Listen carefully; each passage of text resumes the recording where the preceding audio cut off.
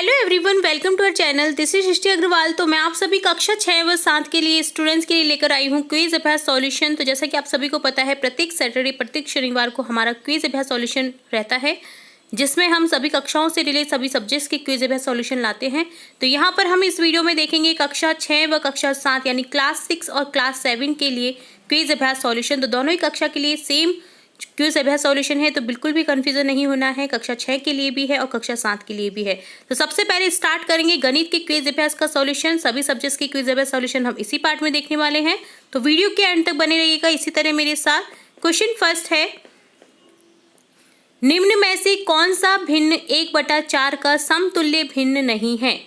तो देखिए 1/4 3/12 को कट करने पर आता है, 2/8 को कट करने पर आता है, 5/20 को कट करने पर आता है, पर 4/18 को कट करने पर 1/4 नहीं मिलेगा। यहाँ पर हो जाएगा 2/9। ठीक है, तो यहाँ पर ऑप्शन थर्ड करेक्ट हो जाएगा। नेक्स्ट आपको देखिए दो पिक्चर दे रखी हैं, एक में हाफ पार्ट को छायांकित करा हुआ है और एक में 2 पार्ट्स को छायांकित किया हुआ है 4 पार्ट्स में से।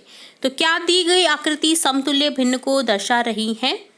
तो देखिए 1/2 और 1/2 समतुल्य भिन्न को दर्शा रही हैं। ठीक है, 2/4 को जब हम सॉल्व करेंगे, ये 1/2 है और ये 2/4 है, तब हम सॉल्व करेंगे तो 1/2 ही रहेगा, तो दोनों इक्वल हैं। तो यहाँ समतुल्य भिन्न को दर्शा रही हैं आकृतियाँ। अगली आकृतियाँ दे रखी है, देखिए इससे रिलेटेड क्वेश्चन है, इनमें से कौन सा विकल्प समतुल्य भिन्न को नहीं दिखा रहा है? तो देखिए समतुल्य भिन्न पहली दिखा रही है, दूसरा दिखा रहा है, तीसरा जो है देखिए यहाँ पर 2 भाग हैं और यहाँ पर 3 भाग है, तो इनको जब भी हम सॉल्व करेंगे तो हमारे पास में इक्वल संख्या नहीं बचेगी। ठीक है, तो यहाँ पर ऑप्शन थर्ड करेक्ट हो जाएगा, क्योंकि समतुल्य भिन्न को नहीं दिखा रहा है। अगला है, दी गई आकृति का कौन सा अंश रंगीन है? तो देखिए 1 2 3 4 5 6 भाग है, 6 में से 1 भाग रंगीन कर रखा है, तो यहाँ पर हो जाएगा 1/6। अगला चित्र है, यहाँ पर देखिए 3 भाग दे रखे हैं। चित्र में छायांकित भाग का मान भिन्न में लिखिए। तो देखिए 3 में से 2 भाग छायांकित है, तो 2/3 हो जाएगा। नेक्स्ट देखिए स्क्वायर दे रखा है, हाफ पार्ट को छायांकित किया हुआ है। दी गई आकृति का कौन सा भाग गुलाबी है? तो 2 का 1 भाग, तो यहाँ हो जाएगा 1/2। नेक्स्ट, इनमें से कौन सी आकृति 1/2 को व्यक्त करती है? तो 1/2 को कौन सी आकृति व्यक्त करेगी? ऑप्शन 4 करेक्ट हो जाएगा। 2 में से 1 छायांकित भाग हो रहा है, तो 1/2 आ जाएगा, तो ऑप्शन 4 करेक्ट हो जाएगा। जब 35,744 को 13 से विभाजित किया जाता है, तो भागफल Q और शेषफल R का मान क्या है? तो 13 से विभाजित करना है आपको, देखिए संख्या को।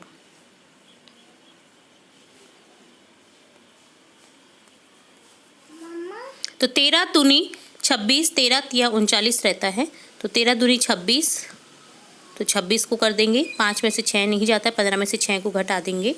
तो यहाँ पर देखिए आपके पास में जो आंसर है वो बच जाएगा ऑप्शन थर्ड।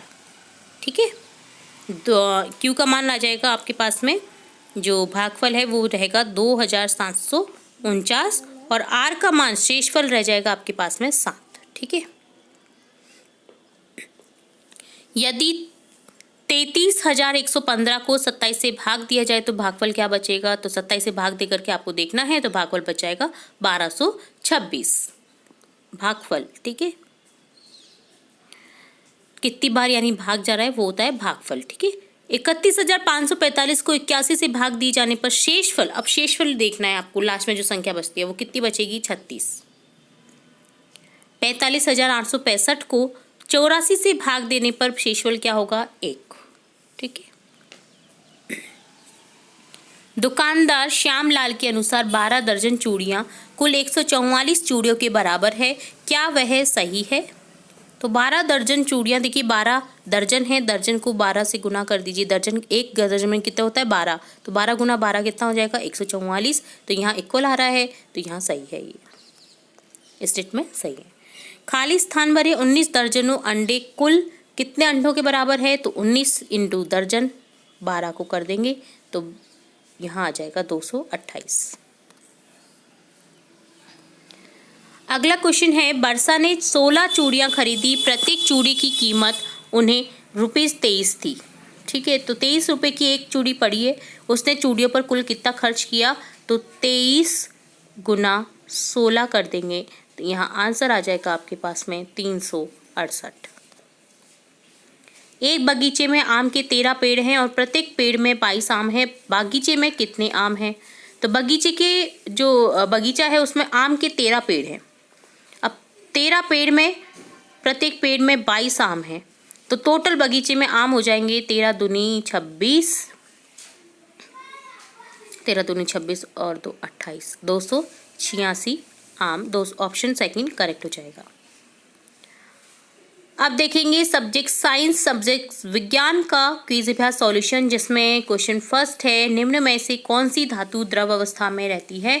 तो आपने धातु तो देखी होंगी, सोना, लोहा, चांदी सभी ठोस अवस्था में रहते हैं, जबकि जो पारा रहता है वो धातु होते हुए भी मेटल अवस्था यानी मेटल होते हुए भी वो लिक्विड फॉर्म में रहता है, यानी द्रव अवस्था में रहता है। आपने देखा होगा थर्मामीटर या आप गोलियाँ बनाते हैं जब अनाज को सुरक्षित रखने के लिए, तो आपने पारा देखा ही होगा, लाया होगा, तो वो लिक्विड अवस्था में रहता है। तो ऑप्शन फर्स्ट करेक्ट हो जाएगा पारा। चेचक के टीके की खोज किसने की? Edward Jenner. कौन से रक्त समूह वाला व्यक्ति सार्वत्रिक दाता कहलाता है? ओ समूह। ओ जो ग्रुप होता है, जो ओ सभी को ब्लड डोनेट कर सकता है, इसलिए उसे डोनर ग्रुप भी कहा जाता है, और किसी को भी वो खून दे सकता है अपना। तो यहाँ ऑप्शन थर्ड करेक्ट हो जाएगा, ओ समूह। विश्व जनसंख्या दिवस कब मनाया जाता है? 11 जुलाई को। निकट दृष्टि दोष से पीड़ित व्यक्ति कौन सा लेंस प्रयुक्त करते हैं? अवतल लेंस। और दूर दृष्टि दोष से पीड़ित व्यक्ति कौन सा लेंस यूज करते हैं? उत्तल लेंस। ठीक है, और दोनों ही जिसकी दृष्टि दोष रहता है उनके लिए यूज किया जाता है अवतल उत्तल दोनों। जैसे जैसे जैसे एज बढ़ती जाती है तब ये प्रॉब्लम आती है, तब आपने देखा होगा ग्लासेस में दोनों ही तरह के लेंस लगे रहते हैं। ठीक है। विश्व पर्यावरण दिवस कब मनाया जाता है? 5 जून को। स्वच्छ भारत अभियान कब प्रारंभ किया गया? 2 अक्टूबर 2014 को प्रधानमंत्री नरेंद्र मोदी द्वारा किया गया था। ये महात्मा गांधी की जयंती के उपलक्ष्य में किया गया था 2 अक्टूबर को। तो ऑप्शन सेकंड करेक्ट हो जाएगा। ये भारत की सुप्रसिद्ध वैज्ञानिक है जिनका जन्म 12 नवंबर 1896 में मुंबई में हुआ था। इन्हें भारत के बर्डमैन के रूप से भी जाना जाता है। इस पक्षी वैज्ञानिक का नाम बताइए। तो ये पक्षी वैज्ञानिक है डॉक्टर सलीम अली, जिन्होंने बर्ड्स के ऊपर काम किया था। बर्ड्स को बचाने के लिए इन्होंने आंदोलन किया था, उनके ऊपर काफ़ी रिसर्च किया था कि वो किस तरह से बचे जा सकते हैं। तो इन्हें बर्डमैन भी कहा जाता है। तो ऑप्शन फोर्थ करेक्ट हो जाएगा, जिसके ऊपर एक मूवी भी बनी हुई है। खेजड़ली आंदोलन में सबसे बड़ी भूमिका किसकी रही है? खेजड़ली आंदोलन तो आपने सुना ही होगा, जोधपुर में हुआ था, जब राजा ने पेड़ को काटने के लिए कह दिया था। खेजड़ी के वृक्ष को बचाने के लिए अमृता देवी सबसे पहले इस आंदोलन में उतरी थी और उन्होंने अपनी जान देती थी पेड़ को बचाते हुए, और उनके साथ बहुत सारी अन्य महिलाएं भी जान गंवा चुकी थी क्योंकि उन्हें काट दिया गया था, पेड़ सही थी। तो ऑप्शन सेकंड करेक्ट हो जाएगा, अमृता देवी। अंतर्राष्ट्रीय योग दिवस कब मनाया जाता है? 21 जून को। ठीक है। आग बुझाने में काम आने वाली कौन सी गैस है? Carbon dioxide, CO2।